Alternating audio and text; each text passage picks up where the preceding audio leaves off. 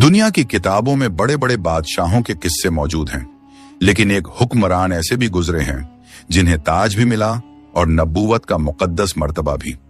अल्लाह ताला ने उन्हें ऐसी शान और ऐसा इख्तियार अता फरमाया जो ना उनसे पहले किसी को मिला और ना उनके बाद किसी को। उनके हुक्म के आगे सिर्फ इंसान ही नहीं बल्कि जानवर, परिंदे, जिन्नात और यहां तक कि हवा भी उनके इशारे पर चलती थी। जी हां, वो अजीम नबी और अजीम बादशाह थे, हजरत सुलेमान अलैहिस्सलाम। कुछ रिवायतों के मुताबिक एक रोज हजरत सुलेमान अलैहिस्सलाम अपने शाही तख्त पर जलवा अफरोज थे। उसी दौरान मल्लिका बिल्किस पूरे वकार और अदब के साथ दरबार में हाजिर हुई। उन्होंने अदब से अर्ज किया, ऐ अल्लाह के नबी हजरत सुलेमान अलैहिस्सलाम, मैंने सुना है कि आप अपने उड़ने वाले तख्त के जरिए बहुत ही कम वक्त में दूर दराज इलाकों तक सफर फरमा लेते हैं। फिर उन्होंने अर्ज किया, अगर आप मुझे भी इस तख्त पर बैठने की इजाजत दे दें और मुझे दुनिया के मुख्तलिफ हिस्सों की सैर करा दें ताकि मैं अल्लाह ताला की अजीबो गरीब कुदरत, उसकी मखलूकात और इस कायनात के नजारे अपनी आंखों से देख सकूं, तो मेरी जिंदगी और भी बाबरकत हो जाएगी। मलिका बिल्किस की ये ख्वाहिश सुनकर हजरत सुलेमान अलैहिस्सलाम कुछ लम्हों के लिए खामोश हो गए। फिर उन्होंने मुस्कुराकर फरमाया, अगर अल्लाह ताला ने चाहा तो यकीनन तुम्हारी ये तमन्ना पूरी हो जाएगी। इसके बाद दोनों उस उड़ने वाले तख्त पर सवार हो गए। फिर हजरत सुलेमान अलैहिस्सलाम ने हवा को हुक्म दिया, ऐ हवा, हमें उस मकाम तक ले चल जहां अल्लाह ताला की बनाई हुई कुदरत का सबसे हसीन मंजर मौजूद हो। बस इतना कहना था कि हवा ने तख्त को धीरे धीरे बुलंदी की तरफ उठाया और वो उड़ता हुआ तख्त फिजा में बड़ी शान के साथ रवाना हो गया। चलते चलते वो समुंदर के ऊपर से भी गुजर गए और थोड़ी ही देर बाद दूर एक ऐसा मंजर नजर आया जिसने मलिका बिल्किस को हैरत में डाल दिया। समुंदर की वुसतों के बीच एक बेहद खूबसूरत और दिलकश जजीरा मौजूद था जिसकी रौनक और नजाकत देखकर आंखों ठहर जाएं। हजरत सुलेमान अलैहिस्सलाम के इशारे पर हवा ने तख्त को उसी जजीरे पर नरमी से उतार दिया और फिर हजरत सुलेमान अलैहिस्सलाम और मलिका बिल्किस उस जजीरे की दिलफरीब खूबसूरती का नजारा करने लगे। जब मलिका बिल्किस ने उस जगह पर नजर दौड़ाई तो उनके सामने चारों तरफ हैरत अंगेज मंजर फैल गया। वहां रंग बिरंगे परिंदे, बेशुमार किस्म के अनोखे जानवर और समुंदर में बेहद हसीनो जमील मछलियां इधर उधर तैरती और घूमती हुई नजर आ रही थीं। इस दिलकश नजारे को देखकर मलिका बिल्किस के होंठों से बेख्तियार निकल पड़ा, ऐ अल्लाह रब्बुल आलमीन, तेरी ये दुनिया कितनी खूबसूरत है, हम तेरी किसी नेमत का इनकार नहीं कर सकते। अभी ये अल्फाज अदा ही हुए थे कि हजरत सुलेमान अलैहिस्सलाम की नजर अचानक अपने सरों के ऊपर से गुजरने वाले कुछ पंखों वाले घोड़ों पर पड़ी। वो घोड़े बड़ी तेजी से आसमान में उड़ रहे थे और उनकी खूबसूरती, उनकी दिलकश सूरत ऐसी थी कि देखने वाला दंग रह जाए।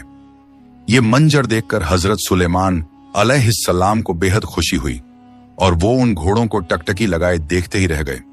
लेकिन देखते देखते वो पंखों वाले घोड़े इतनी तेजी से आगे निकल गए कि पल भर में नजरों से ओझल हो गए और फिर कहीं दिखाई नहीं दिए।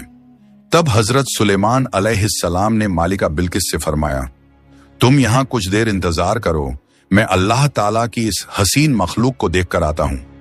और ये कहकर हजरत सुलेमान अलैहिस्सलाम अपने उड़ने वाले तख्त के साथ उन पंखों वाले घोड़ों के पीछे रवाना हो गए। मगर उन घोड़ों की रफ्तार इतनी तेज थी कि वो अचानक ऐसे गायब हुए जैसे हवा में उनका कोई नक्श ही बाकी न रहा और फिर वो दोबारा कहीं दिखाई नहीं दिए। बहुत कोशिश के बावजूद हजरत सुलेमान अलैहिस्सलाम उन पंखों वाले घोड़ों का पता न लगा सके और आखिरकार नाकाम लौटकर मलिका बिल्किस के पास वापस आ गए। इसके बाद दोनों फिर से उड़ने वाले तख्त पर सवार हुए और थोड़ी ही देर में अपने शाही दरबार में वापस पहुंच गए। अगले दिन हजरत सुलेमान अलैहिस्सलाम अपने शाही दरबार में मोहतरम उलेमा और इल्म दीन रखने वाले लोगों के साथ तशरीफ फरमा थे। वहां मुल्क के मुख्तलिफ मसलों पर गुफ्तगू जारी थी। उसी दौरान हजरत सुलेमान अलैहिस्सलाम ने फरमाया, क्या तुम में से कोई बता सकता है वो हसीनो जमील पंखों वाले घोड़े जो आसमान में इतनी तेज रफ्तारी से उड़ते हैं, आखिर वो कहां पाए जाते हैं? ये सुनकर वहां मौजूद एक सिपाही ने अदब से अर्ज किया, हुजूर, उन्हें देखना तो बहुत दूर की बात है, हमने तो आज तक उनका नाम भी नहीं सुना। फिर उसने थोड़ी हिम्मत करके कहा, अलबत्ता जिन्नात का बादशाह शायद इस बारे में कुछ खबर दे सके। तब हजरत सुलेमान अलैहिस्सलाम ने फरमाया, ठीक है, जाओ और जिन्नात के बादशाह को फौरन मेरे सामने हाजिर करो। हुक्म मिलते ही कुछ सिपाही ये पैगाम लेकर उसी वक्त रवाना हो गए। जिन्नात आम इंसानों की नजरों से ओझल रहते हैं, इसी वजह से सिपाही उन्हें देख नहीं सकते थे। फिर भी वो आगे बढ़े और निहायत अदब के साथ अर्ज किया, ऐ जिन्नात के बादशाह, हजरत सुलेमान अलैहिस्सलाम का हुक्म है कि आप फौरन दरबार में हाजिर हों। ये पैगाम पहुंचाकर सिपाही वापस लौट आए।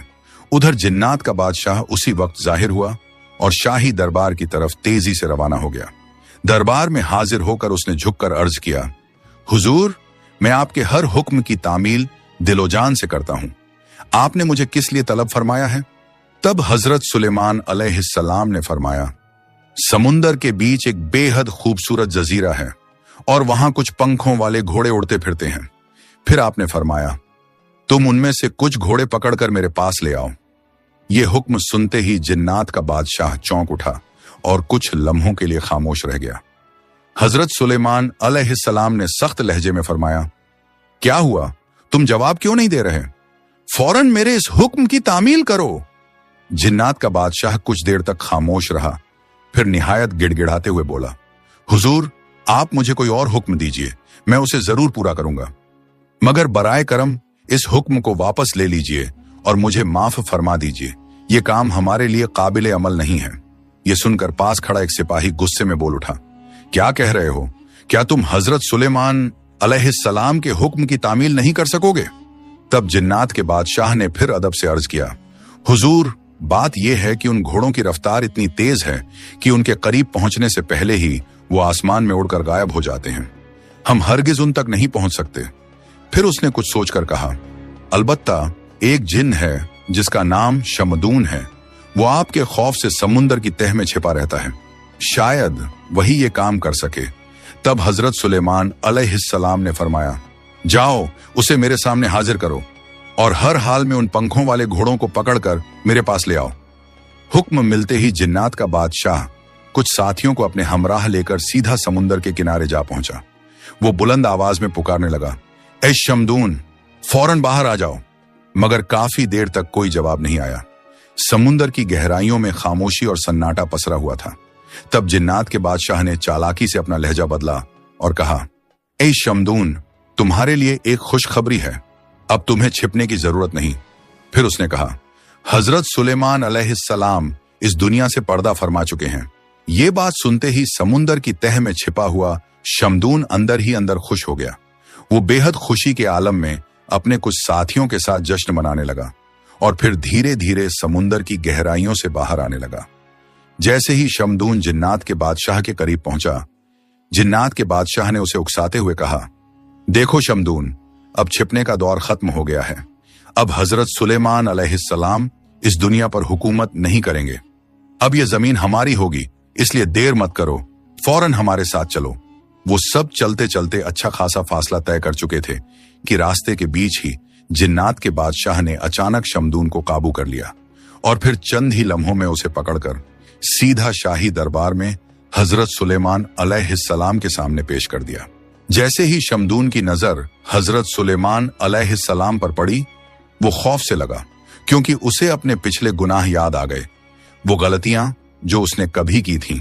डर के मारे शमदून वहीं जमीन पर गिर पड़ा और गिड़गिड़ाते हुए अर्ज करने लगा, हुजूर, आपके खौफ की वजह से ही मैं इतने लंबे अरसे तक समुंदर की तह में छिपा रहा। ये हकीर आपके सामने बहुत बड़ा गुनाहगार है। मैं जानता हूं जो जुर्म मैंने पहले किए हैं उनकी सजा मौत है, लेकिन फिर भी मैं आपकी रहमत का तलबगार हूं। मेहरबानी फरमाकर मेरी जान बख्श दीजिए। मैं आपसे माफी मांगता हूं। आइंदा मैं कभी नाफरमानी नहीं करूंगा।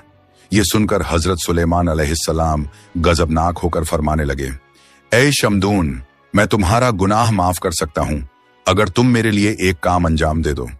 ये सुनते ही शमदून जिन फौरन बोल उठा, हुजूर, हुक्म फरमाइए, मैं आपके लिए क्या कर सकता हूं? तब हजरत सुलेमान अलैहिस्सलाम ने फरमाया, समुंदर के बीच एक बेहद खूबसूरत जजीरा है, वहां कुछ पंखों वाले घोड़े मौजूद हैं। फिर आपने फरमाया, तुम उनमें से कुछ घोड़े पकड़कर मेरे पास ले आओ। ये हुक्म सुनकर शमदून कुछ लम्हों के लिए हैरान रह गया, मगर अदब से खामोश रहा। फिर हुक्म की तामील के लिए जिन्नात की पूरी जमात समुंदर के बीच उस जजीरे की तरफ रवाना हो गई। जजीरे पर पहुंचकर शमदून जिन ने सबसे कहा, तुम सब जानते हो कि इन घोड़ों की रफ्तार इतनी तेज है कि उन्हें काबू में करना हमारे बस की बात नहीं, लेकिन अगर हमें इन्हें पकड़ना है तो कोई ना कोई तदबीर जरूर इख्तियार करनी होगी। फिर शमदून ने कहा, ये पंखों वाले घोड़े लगातार उड़ते उड़ते जब थक जाते हैं तो पास ही एक जगह पानी पीने आते हैं। अगर हम उस पानी में नशे वाली चीज मिला दें तो ये उसे पीकर मदहोश हो जाएंगे और फिर उसी हालत में हम उन्हें रस्सियों से बांधकर आसानी से पकड़ लेंगे। शमदून की ये तदबीर सुनकर तमाम जिन्नात को यह बात बहुत पसंद आई। चुनांचे बिना किसी देरी के वो सब उस मकाम की तरफ बढ़ गए जहां पानी मौजूद था। उन्होंने उस पानी में नशे वाली चीज मिला दी और फिर अपने अपने ठिकानों पर छिपकर इंतजार करने लगे। कुछ ही देर गुजरी थी कि वो बेहद खूबसूरत और दिलकश पंखों वाले घोड़े उड़ते हुए वहां आ पहुंचे। उन्होंने जैसे ही पानी पिया वो सब उसी वक्त नशे में चूर हो गए। अब उनकी हालत ऐसी हो चुकी थी कि वो उड़ने के काबिल नहीं रहे। बस फिर क्या था, जिन्नात ने फौरन आगे बढ़कर मजबूत रस्सियों की मदद से उन्हें पकड़ लिया और बांध दिया। फिर वो सब उन घोड़ों को लेकर हजरत सुलेमान अलैहिस्सलाम की खिदमत में हाजिर हो गए। वो घोड़े इतने ज्यादा खूबसूरत थे कि उनसे नजर हटाना मुश्किल हो रहा था। हजरत सुलेमान अलैहिस्सलाम भी उन्हें बड़ी गहराई से देखने लगे और देखते देखते ऐसा हुआ कि आपने फराइज मनसबी से भी कुछ लम्हों के लिए गाफिल हो गए। इसी दौरान असर की नमाज का आखिरी वक्त बाकी था और सूरज भी गुरूब होने के करीब पहुंच चुका था, मगर घोड़ों के हुस्न में मशगूल होने की वजह से उस वक्त नमाज अदा ना हो सकी। अचानक हजरत सुलेमान अलैहिस्सलाम को नमाज याद आई तो वो एकदम चौंक उठे और फौरन नमाज की अदायगी के लिए दरबार के अंदर तशरीफ ले गए। उसी लम्हे हजरत सुलेमान अलैहिस्सलाम अल्लाह ताला के हुजूर तौबा करने लगे और अर्ज किया, ए अल्लाह, ए मेरे परवरदिगार, मैं नादानी में इस हुस्न के फरेब में आकर तेरी इबादत भूल बैठा। या रब, मेरे इस गुनाह को माफ फरमा दे। ये कहते कहते हजरत सुलेमान अलैहिस्सलाम की आंखों से आंसू बहने लगे और वो ज़ारो कतार रोने लगे। उसी वक्त अल्लाह ताला ने हजरत जिब्राइल अलैहिस्सलाम को हुक्म फरमाया, ए जिब्राइल, सूरज को हुक्म दो कि अल्लाह के हुक्म से कुछ देर के लिए गुरूब होने में ताखीर कर दे। हुक्म मिलते ही हजरत जिब्राइल अलैहिस्सलाम सूरज की तरफ गए और फरमाया, ऐ सूरज, अल्लाह के हुक्म से यहीं ठहर जाओ जब तक अल्लाह के नबी हजरत सुलेमान अलैहिस्सलाम अपनी नमाज मुकम्मल ना कर लें।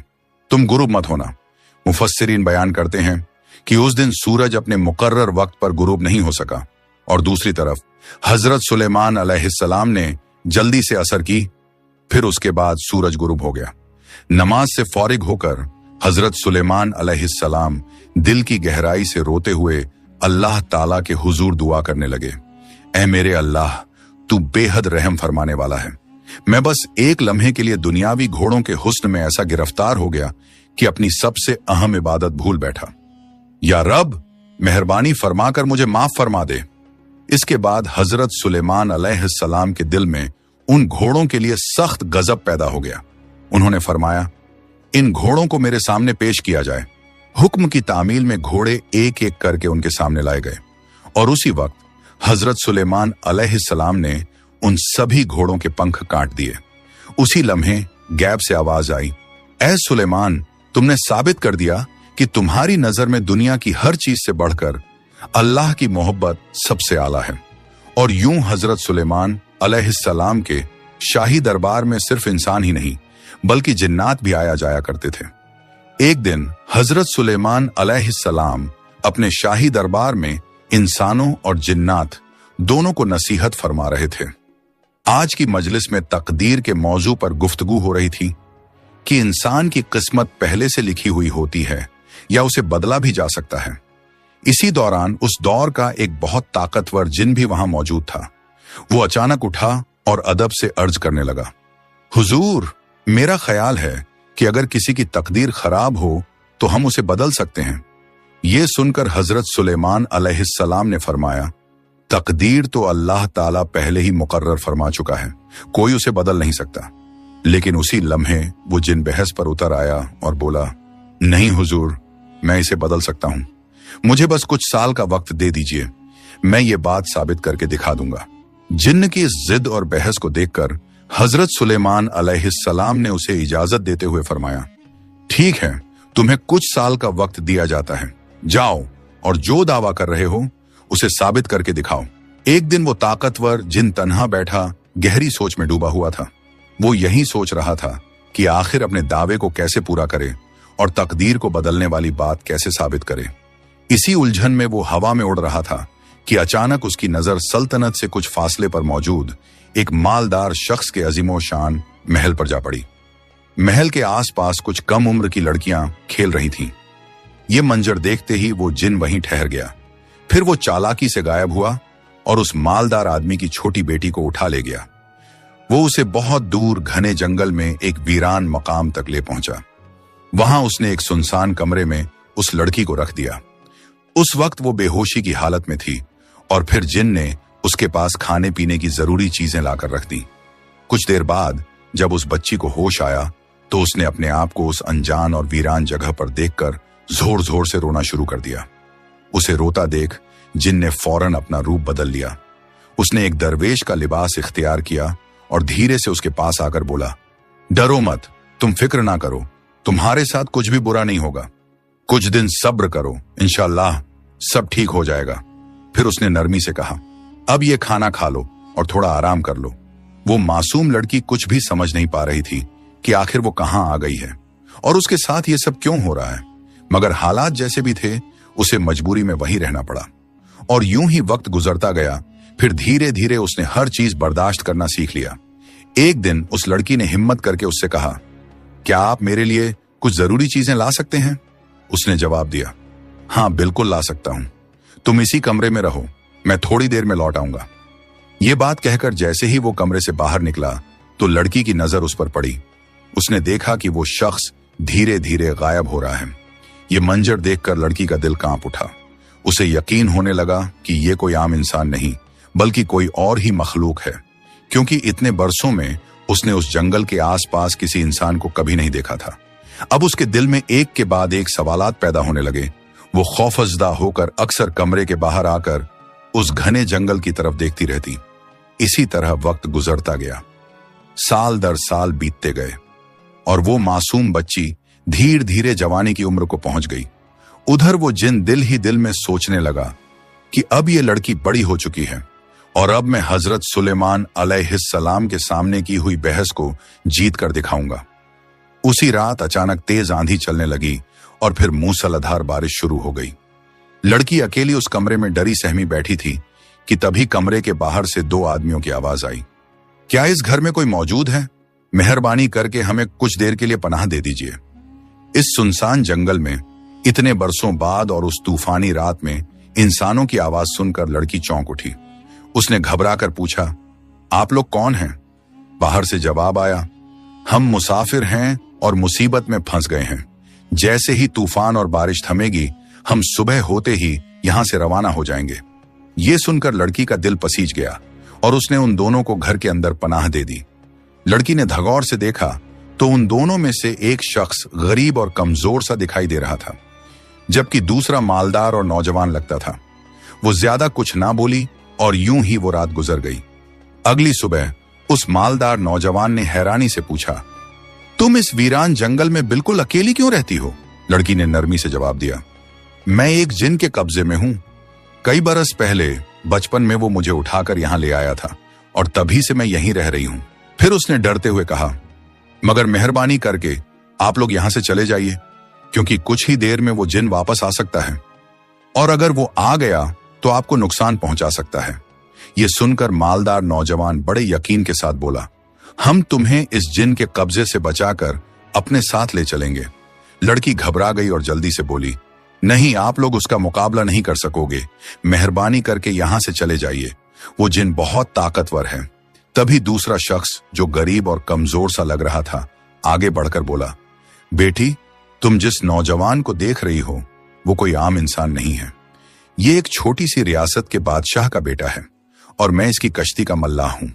हम मछलियां पकड़ने निकले थे, मगर तेज तूफान और मूसलाधार बारिश की वजह से हमारी कश्ती डूब गई। हम बड़ी मुश्किल से अपनी जान बचाकर यहां तक पहुंचे हैं। ये सुनकर नौजवान ने नरमी से कहा, मैं बस ये जानना चाहता हूं कि इस जिन ने तुम्हें इतने बरसों तक कैद में क्यों रखा। इस पर लड़की ने धीमी आवाज में कहा, मैं इस बारे में कुछ नहीं जानती, मगर वो जिन बहुत खतरनाक है, वो आपको नुकसान पहुंचा सकता है। ये कहकर उसने फौरन उन दोनों को कमरे के अंदर एक तरफ छुपा दिया। उधर जिन के आने का वक्त भी हो चुका था। अचानक वो जिन कुछ खाने पीने की चीजें लेकर कमरे में दाखिल हुआ और चारों तरफ नजर दौड़ाकर बोला, क्या बात है, आज यहां कुछ अलग सा महसूस हो रहा है। क्या यहां कोई इंसान आया था? लड़की ने बिना घबराए फौरन जवाब दिया, आप ये क्या कह रहे हैं?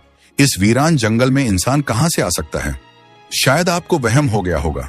ये सुनकर जिन बोला, ठीक है, मैं जा रहा हूं। बादशाह के दरबार में मेरा एक अहम काम है।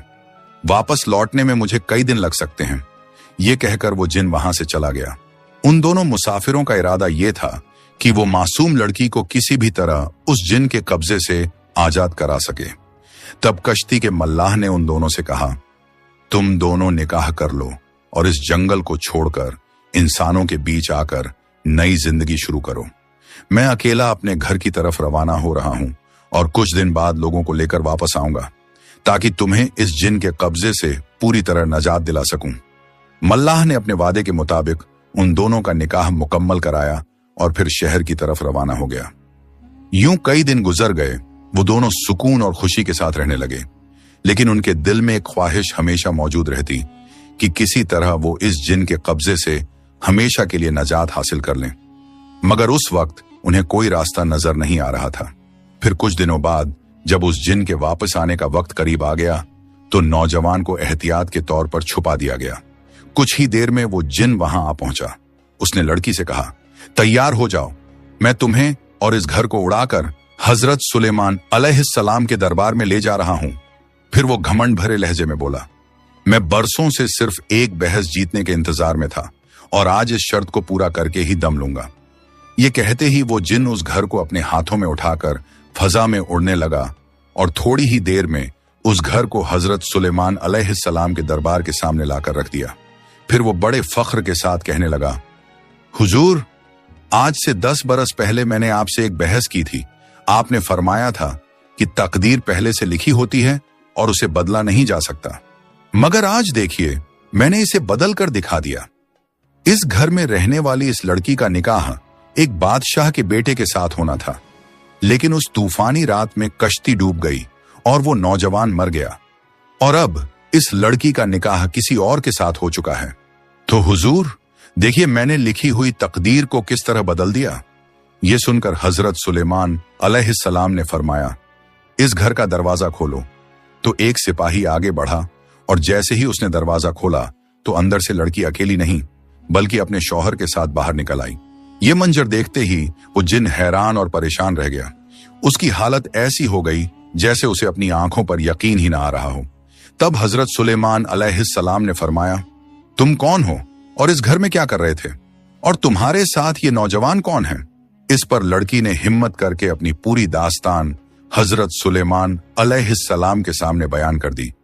जब सारी बात सुन ली गई तो हजरत सुलेमान अलैहिस्सलाम ने उस जिन की सरकशी और जुल्म की वजह से उसे मौत की सजा देने का हुक्म सादिर फरमा दिया।